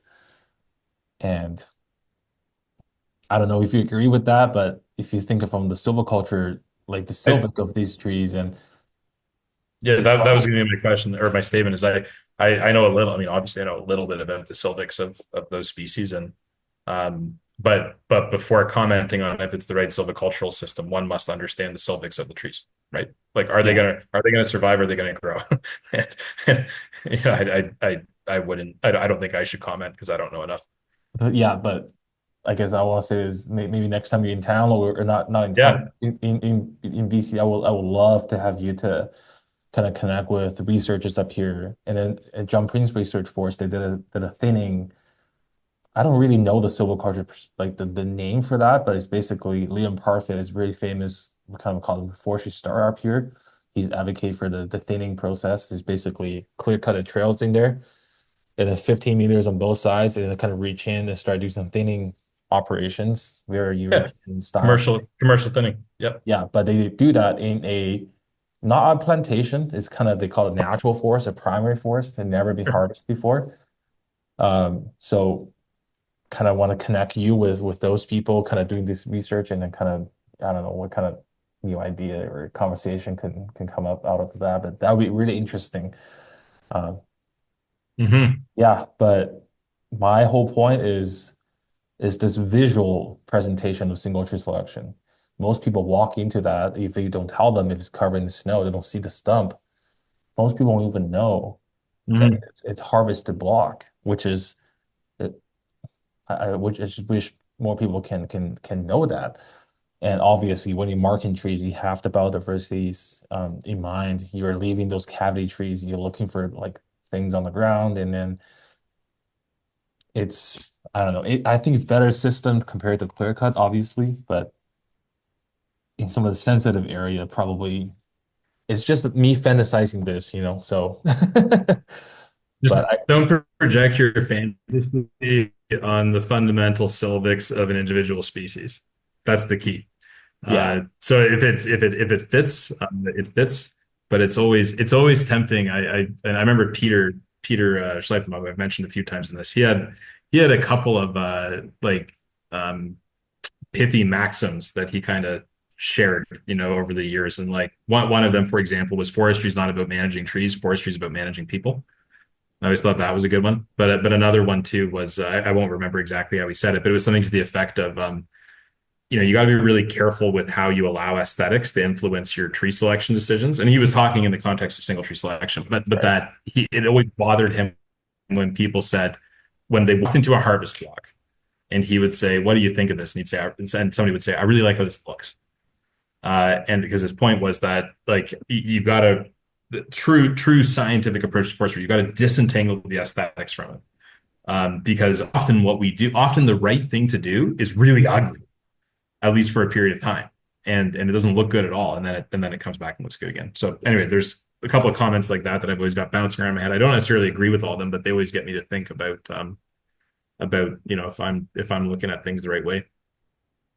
Um, but there's one really famous quote in British Columbia is by a professor from UBC, Dr. Fred Brunel, is forestry is not rocket science. It's more complicated than that. All right, yeah, that's good. Yeah. Yeah, it's super complicated and it's always changing, um, which is make it really fascinating field to jump in and Mhm. keep telling my biology friends if they into biology, into conservation, they should do forestry because there's so much biology side of things that's in forestry practices. You have to find berry dens, you find the stick nests for birds, you find like the fishery habitats in BC, and then caribous and whatnot. Like forestry it's a whole package of all these things combined. So we need people with biology backgrounds, with the bird lovers and people to join and work together and to make it better in a sense. So That's right.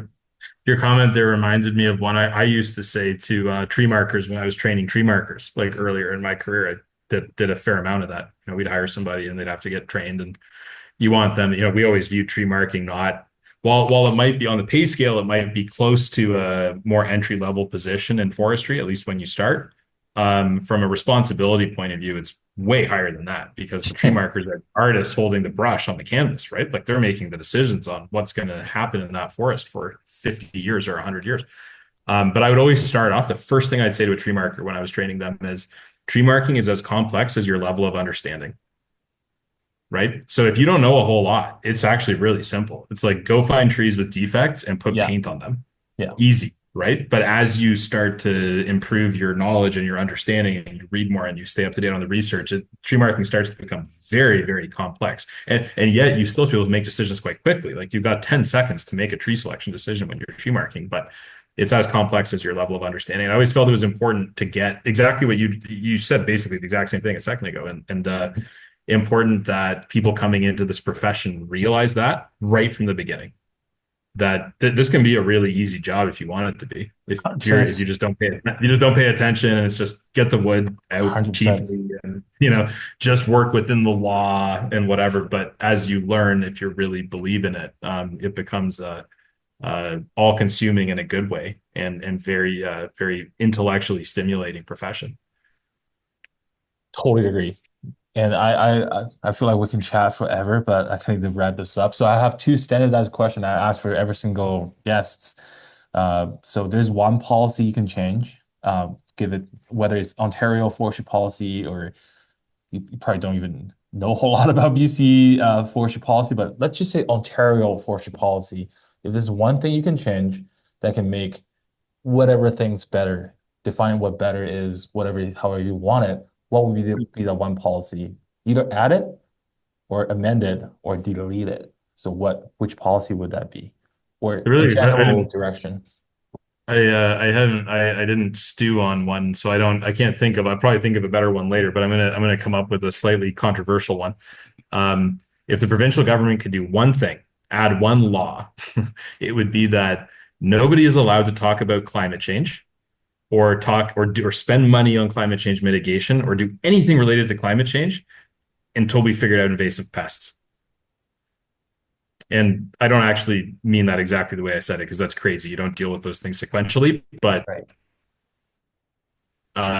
my point is I am so tired of climate change this, climate change that, carbon this, carbon that. And meanwhile, we've got invasive pests that are threatening, especially in the southern part of Ontario, threatening the very existence of forests, let alone their health and all that stuff. And it's very concerning that something like climate change is getting all the bandwidth when the existence of the forest themselves is under threat from Which invasive invasive pests. which invasive pest? In the south, you got beech bark disease, hemlock woolly adelgid, Asian longhorn beetle, emerald ash borer, Phragmites, garlic mustard, dog strangling vine, purple loosestrife. Like you just keep going, right? Got And it. these are Got it. these are terrible. And my point being that, you know, if hypothetically we could completely stall climate change tomorrow, right? Or 5 years from now, or whatever.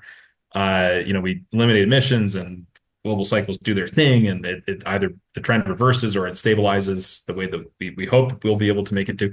Awesome. If we don't figure out invasive pests, there's no forests anyway.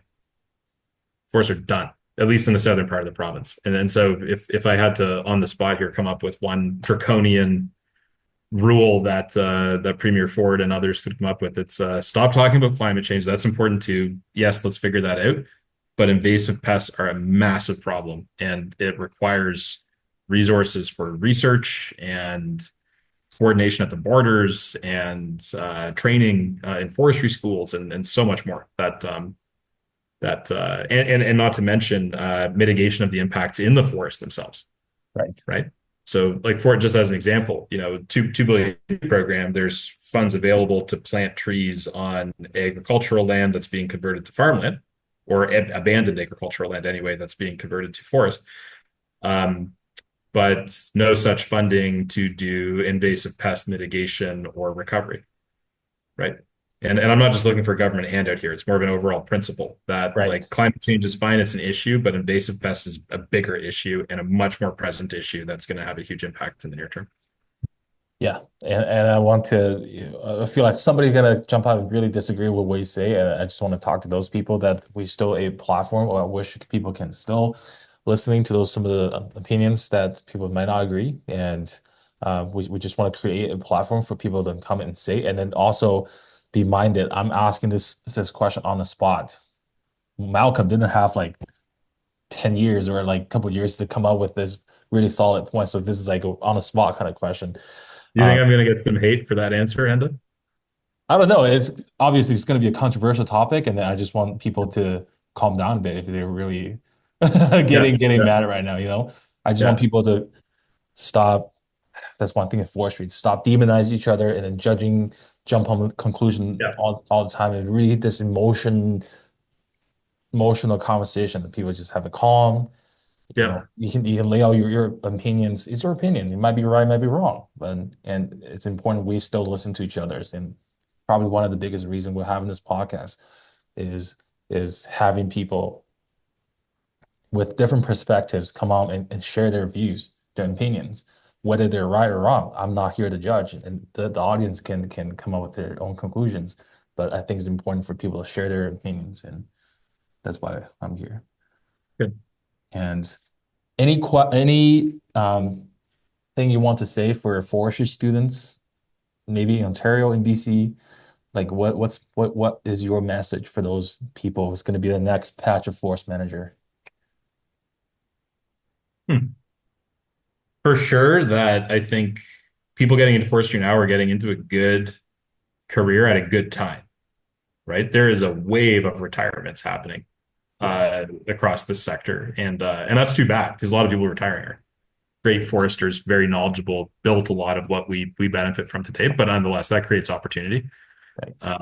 And so like people are getting into it now, like you're doing the right thing at the right time. I felt that way when I got into it, and I think I was mostly right, but I wasn't as right as I would be if I was doing it today. I'm too old to have time to quite right. I was probably 10 years too old, but it's good for that. I always encourage people get the field experience. Even if you want to end up in like a GIS position that's more office based, or an economics position that's more office based, that's totally cool. That's super important work, but get the field experience, and it's often best to get it early, because having that connection to like the boots on the ground is so important. And I pay attention to it. Like when we hire people for, not to diminish it, but more like administrative positions, right? Like somebody hypothetically in like a sales role or in like an analyst role or a planning role. Like if they have a couple of years of operations supervision or tree planting or block layout behind them, it's like instant credibility. Right. right? It's like that person's got grit, they've got guts, they've done their time in the field. They either liked it or they didn't, but they stuck with it. They did it for a few years and now they're ready for something different. So I always encourage people to get that, and then kind of related to that too, especially people that are coming into the sector. Insofar as you have the opportunity to do it, travel, right? Go and see, travel professionally. I don't mean like going to Tahiti to sit on a beach. I mean like come to Ontario Yeah. or Alberta or like whatever. Go to a different region and see the forest, talk to the foresters. Our profession is so welcoming, right? Like I give out our email address, info@haliburtonforest.com. Anybody who's listening, if you email that and you want just like some basic advice or a suggestion or you're in the area, we'll probably get back to you, right? Like we are open as in that way, and we're not unique in that respect. You could do the same with other forestry companies in Ontario. They will get back to you and they'll welcome you. Foresters like foresters. Yeah. And so take advantage of that if you are in a position to do so, to travel and see other forests, even in your own province, right? Even an hour away, you can learn a lot. Yeah. But that really helps put things in context and helps you realize what you don't know, when you're able to see that. And I was very privileged to be able to see a lot of different forests early on and continue to today. And it's an absolute privilege to be able to have done that. And it helps a lot. So that's my quick and off the cuff advice to people coming into forestry today, Henda. No, I appreciate that. Yeah, I 100% agree. Is there anything that you want to talk about today that I didn't get a chance to ask? Is there anything that you think is a key, something you want to get off your chest, something you want to mention that I just never you didn't get to talk to? Anything? No, I think it was great. It was a good discussion. We covered a lot. It's nice to pontificate on some of my views and our company's views of things. It's good. I think it's great that you're doing this, by the way, Thank you. because one of the things that we need to do as a profession is communicate better. And I don't know what your listenership looks like today, but I bet that there's a lot of non-forestry people listening to your podcast, and that's really important, right? That's who we need to do. That is what, as a profession, we need to do a better job of, is having discussions like this that they might be working in mining or finance or government or whatever, but they could listen to a discussion and kind of follow it and your previous guests and whatever. I think it's great you're doing this because we need to communicate as a profession. Yeah. And this is not a propaganda for forestry or for BC or for UNBC or for any organization or anything, but this is simply having people come up and share their knowledge, wisdom, and perspective, and that's the only goal. And that's why we're doing this. Speaking Yep. of that, kind of politely put you on a spot. So I'm working on this big project of kind of making a documentary about different forestries in BC, Ontario, in New Brunswick, and have a plan to go to Sweden and Poland. I film a probably going to take forever to do this, but I I I can't think of anybody else better than you to be on that documentary and then, you know, kind of show us what single tree selection is and stuff like that, and then about the park and everything. And so kind of, would you be down to do that maybe this year in Yeah, sure. I fall? can think of a couple of people that would be better than me, but they work at the same company as me. So if you come, we can have a couple. But yeah, This, come over to Haliburton. Absolutely happy to have you. yeah, If we can fit you in New Brunswick, we can try and figure that out too. I But was at UNB for a couple of years, and I know a couple of people in the forestry realm there, and yeah. Well, there's a lot of good forestry in New Brunswick. You won't have a hard time finding good people to talk to. yeah. The whole point is having something on the internet so people search forestry and they know what it's all about. It's not just some like overwhelmingly negative things, and some of them not true. Yep. And Yep. anyway, all right, if that's I think that's all we got. So, well, obviously I want to thank you for coming. What time is it right now in Ontario? It's 3 o'clock. 3 o'clock. Yeah, I really I got my appreciate. next call in 2 minutes, so you're right on time. Oh You're my good. goodness. Yeah, I just really appreciate for this opportunity. And I want to normally I thank the C4 radio station, but I'm sitting in the library, so I guess thank UNBC Library. So that wrap up this episode of the podcast. We thank you for tuning in. and listening to our chit chat about nature, BC Forestry, and live at UNBC. And UNBC Forestry Club Podcast is a student-led project and sponsored by absolutely nobody, but a bunch of students who are passionate about forestry, the outdoors, and adventures. And the new episode hopefully drop every week. So stay tuned for more insightful conversation and inspiring stories. And until next time, let's continue to grow together, rooted in our love for the forest. Have a great week, and we'll see you in the next one. Thank you so much, Malcolm. This is amazing. No, thank you, Enda. I look forward to seeing you in Ontario with your camera.